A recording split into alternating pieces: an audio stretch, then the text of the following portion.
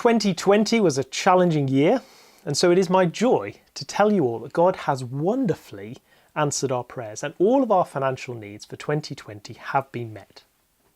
So thank you so much, every one of you, for your cheerful and generous support of God's work here. Now in this year's review, we'll just be looking at Jesmond Parish Church's finances. Everything that happens here is paid for by church members, and we more than cover our costs to the Church of England. Our accounts are awaiting audit, but in 2020 our giving totalled £786,000. That is a remarkable 4% increase from 2019 and allowed us to meet our costs and move forward in some areas, which I'll come to later.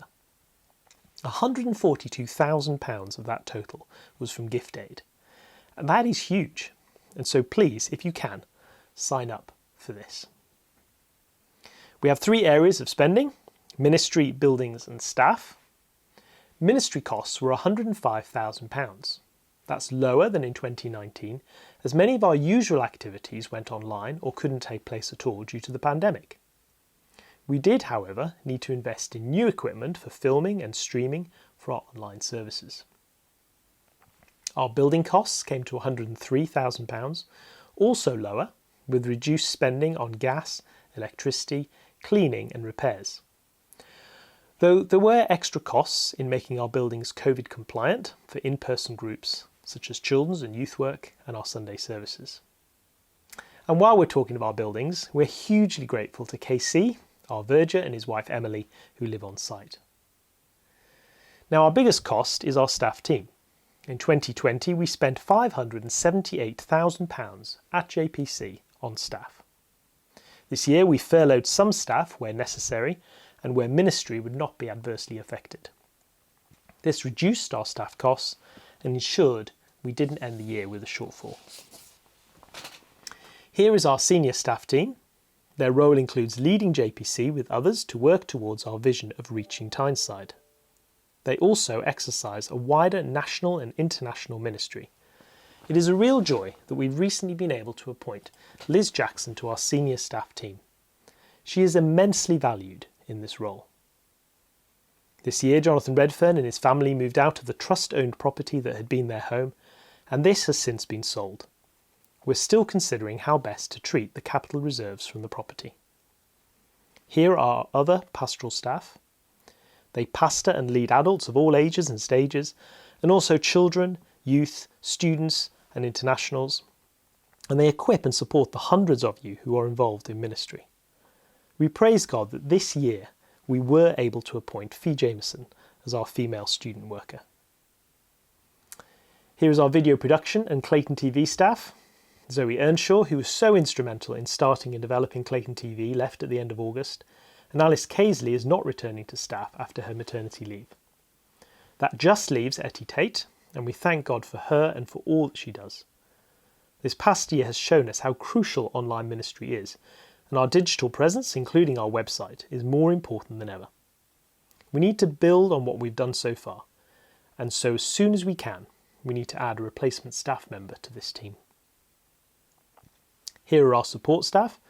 They play a vital but often hidden role in administration, finances and facilities across our churches, and every part of their work has been disrupted this year. The team has faced new challenges, such as ensuring our buildings are COVID secure and providing resources to those who can't access our online services. Our ministry assistants both serve us and receive training. In September, joining churches across the region, our staff helped to relaunch the North East Gospel Partnership Ministry Training Programme, benefiting our ministry assistants and emerging leaders, both at JPC and in other churches. St Joseph's Benwell, which we helped start in 2016, will celebrate its 5th anniversary in March. Praise God that this new church is thriving. Their finances are treated separately now, and they've covered their costs for the year, including costs for staff shared with JPC. We want to be world-focused, not just focused on our own needs, which is why we encourage splitting our giving between the work here and God's work throughout the world. And so we thank God that £242,000 was given last year to World Mission through the Jesmond Trust. That is an encouraging increase of 5% from last year. So what about 2021? Well, our financial faith target is for our giving to rise from £786 to £900,000. That is a challenging 15% increase. But that is needed to make vital staff appointments, to improve staff pay, which we've not been able to do this year, and to cover inflationary rises in costs.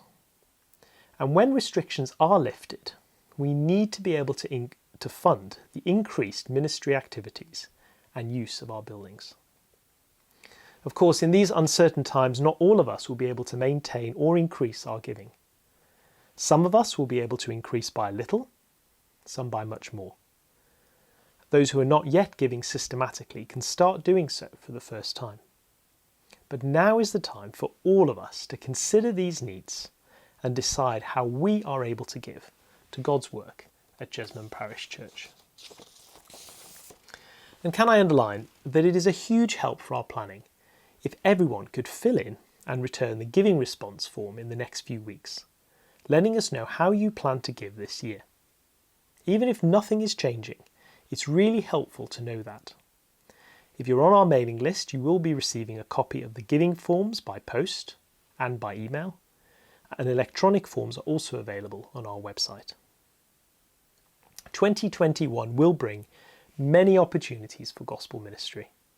These unprecedented times have brought with them an openness and even more opportunities for loving service and evangelistic endeavours. We need not just to survive, but to make headway in grasping these God-given opportunities to serve Christ in our community and to preach the good news to a dying world. Now is not the time to retreat or to hang back. So please join me in praying that God would provide all that we need for this coming year.